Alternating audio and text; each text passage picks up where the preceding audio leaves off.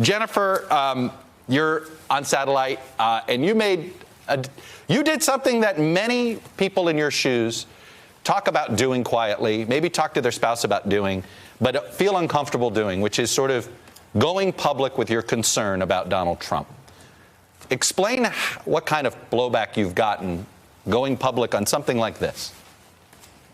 Well, first of all, thank you for having me here. I appreciate being part of the conversation. And certainly I've gotten some blowback, especially from within the tightest circle of the Republican Party. But in general, the response to my comments and my letter of resignation has been overwhelmingly overwhelmingly positive. But, Chuck, you have to remember that I'm somebody who has been publicly opposed to this president before he ever got into the race. I first went on the record against Donald Trump in April of 2011, and I've tried to be articulate and clear and principled about my opposition to him ever since.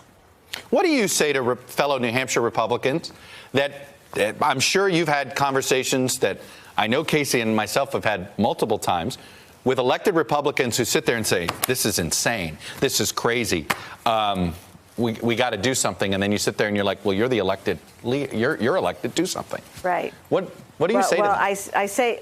I say exactly that. You have to speak up, and it's not just in New Hampshire. You know, the United States Senate is full of Republican leaders who have been elected to lead who are not doing their job right now. We are facing, I mean, I'm just beside myself when I hear that clip of Donald Trump calling himself the chosen one. Chosen for what? How absurd is it that we are talking about Greenland?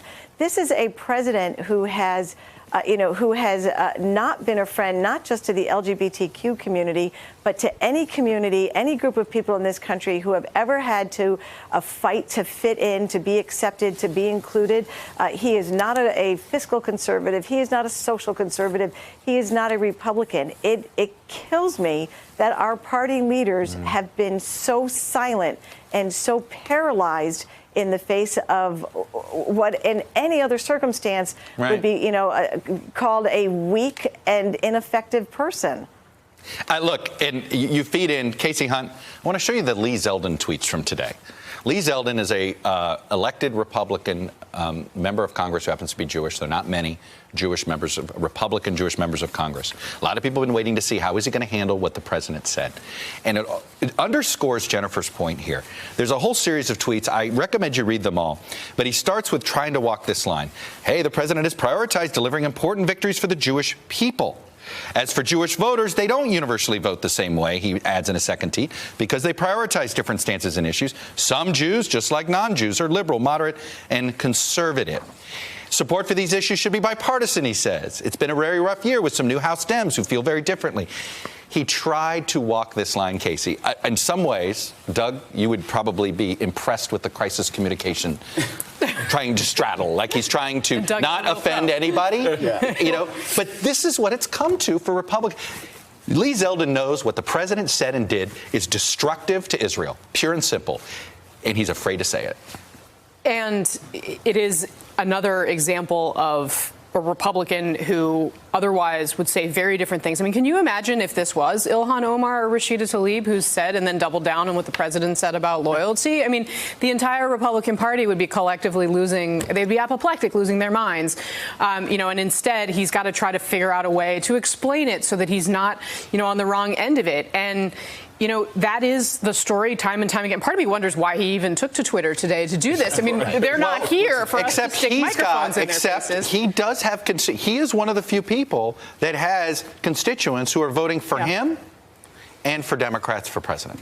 He is going to be in one of those seats. So he is thinking about his own future here. Sure, but he also is somebody who has, and it's not just in this instance. I mean, we've seen him crop up in some of these other places, things to do with Mueller and the intelligence community that, raise some questions about exactly. I'm with you in that I don't fully have my head around it either, but he clearly has decided that loyalty to Trump is the number one. It is. Michael, look, as with Jennifer Horn, you were not. Maybe she was on the anti-Trump train longer than you, but you've been on this train a long time. All right, I don't know. He's the conductor. Are you still in the Republican Party? I feel like I need to ask you that. And I do wonder how, at what point do you say to yourself, I'm not a member of the Republican Party? Well, for me, it's much more fundamental than Trump, and that's why responses like the one you just referred to and others from elected officials are so galling. All right, so Trump answered for me, and I think for all Americans, the question, who is Trump to the Republican elected officials you're referring to? He is their Messiah.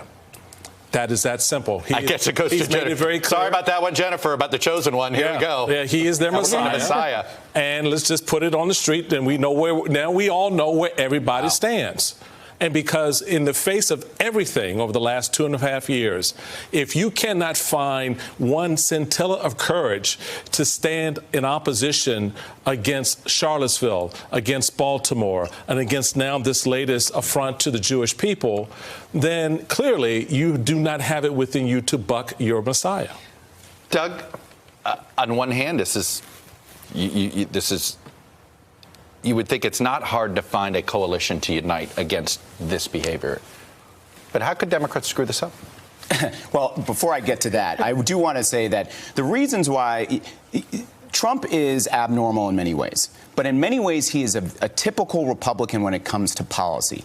Tax cuts for the rich, trying to take away Obamacare, regulations, appointing judges that are anti-choice, right? So that's why a lot of these Republicans, they're scared of primaries, but they like that. That's sort of like, that's their sugar high. They get these policies, so they forgive all this crazy stuff he says. Now, the way that Democrats, I don't think they're going to screw it up. But if they need to make an argument in 2020 that they are going to be good stewards of the economy, the way that Obama was, the way that Bill Clinton was. Because if you take the economy argument away from Trump, he collapses. Jennifer, is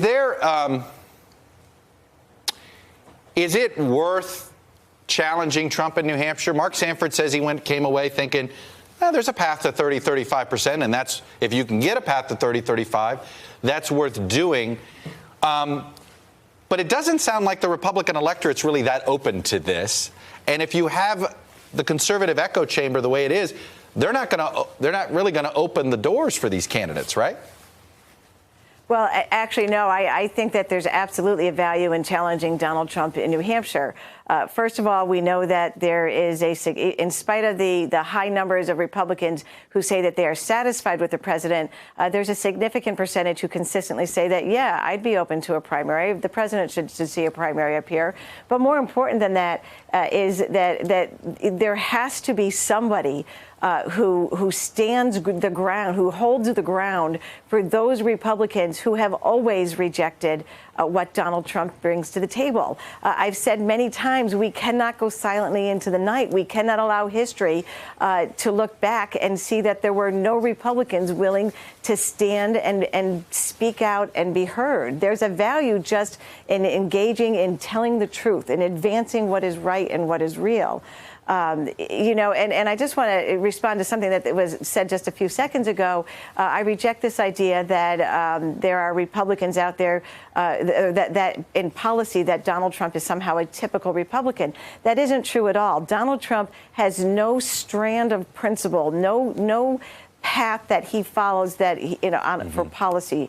His policies have to do with making this little group happy, with keeping this little piece of his base riled up and angry over there. There is no consistency and no Republican principle that ties his policies together.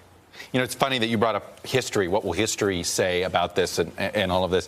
And this is going to be an odd element for us to put up, and I'm going to just botch his name here, but the TV critic for the New York Times, James Poniewozik. I hope I have that right. And if I don't, my apologies, James. He wrote about the Sean Spicer decision by Dancing with the Stars. And here's what he wrote. To treat Spicer and his reason for notoriety as a harmless joke is to whitewash the harm of what he did, which was to say things so absurdly false that he invited his political side to join him in denying their own eyeballs, to encourage people to believe that facts don't matter if they hurt your team, to put him on a silly reality show is to say that he committed a silly offense and that you're silly if you still make a big deal about it. That he was just uncomfortable with this because it was celebrating something that we shouldn't celebrate. Well, isn't this the entirety of the Trump presidency? I mean, isn't this where this came from? I mean, it came. That's where I'm at. This is the. Hey, you know, you don't have to like it. This is what the voters gave us. The voters chose this. And the voters are in the Republican Party are continuing to choose it, and that's what's driving the behavior of the Republican politicians in Washington. Yeah. I mean, we can't, as much as we, you know, they're the ones that are on our TV screens and in our camera lenses all day long. You know, they're acting the way they are because Americans are on the side of this president that are also that they need to vote for them as well. And you know, that is the fundamental problem. I think that's a very good. By the way, they're also being told that this Greenland stuff is normal. Right. I mean, I'm sorry. What's No, happening on the conservative echo chamber in this business over there on the other cable channel? I mean, beyond enabling. Yeah, no, it's beyond enabling. Yeah, it's just the worst kind of, you know, drug at this point. And I think, but you put your finger on a very important point, Casey, in terms of how these voters look at it. None of these individuals are willing to lose their seat over principle, as Jennifer noted. And why is this? Everyone who has gone out on a limb is gone. Is gone, and everyone who has gone has been punished. The most recent being Justin Amash. Well, and Jennifer, that does seem to be why these electeds fear this. The punishment is severe. Do they care about their careers that much?